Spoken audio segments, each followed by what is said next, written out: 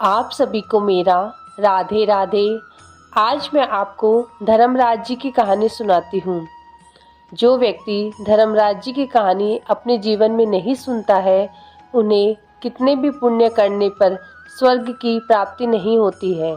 इसलिए अपने जीवन में एक बार धर्मराज जी की कहानी जरूर सुने और इसका उद्यापन जरूर करें। इससे आपके सारे पुण्य कर्म फलीभूत हो जाएंगे और आपको धर्मराज जी की कहानी से स्वर्ग जाने की प्राप्ति जरूर होगी। आज मैं आपको धर्मराज जी की कहानी सुनाती हूँ। अगर आपको यह कहानी अच्छी लगे तो प्लीज़ मेरे चैनल को लाइक और सब्सक्राइब करके यह पुण्य भी जरूर कमाएं। आप लोगों का धन्यवाद।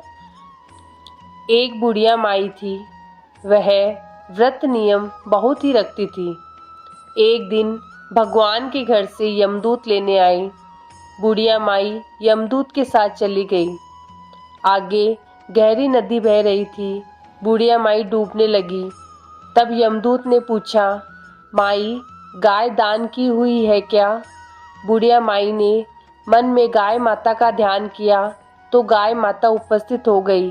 गाय की पूंछ पकड़कर बुढ़िया माई नदी पार कर गई। आगे गई तो काले कुत्ते खाने के लिए दौड़े। तब यमदूत ने पूछा, कुत्ते को रोटी दी है क्या? बुढ़िया माई ने मन में कुत्ते का ध्यान किया तो कुत्ते चले गए।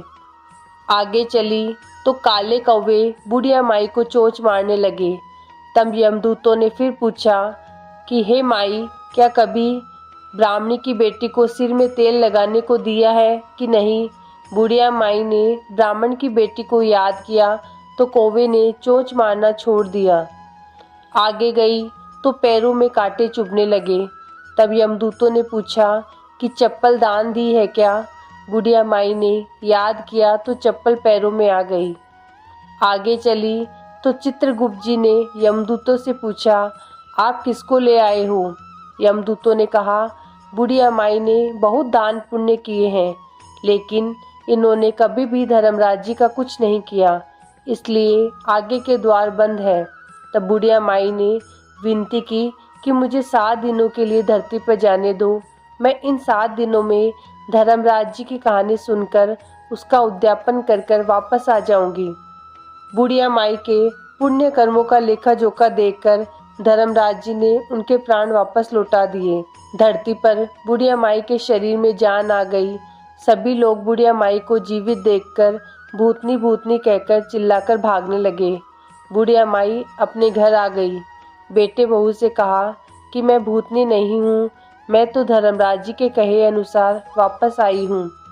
मैं प्रत्येक दिन धर्मराज जी की कहानी सुनूंगी और उसका उद्यापन करके वापस परलोक चली जाऊंगी। यह सुनकर बेटे बहू ने पूजा की सभी सामग्री ला दी, लेकिन कहानी के समय हुकारा नहीं भरा। तब बुढ़िया माई पड़ोसन के पास गई। पड़ोसन ने कहानी सुनी और हुकारा भी भर दिया।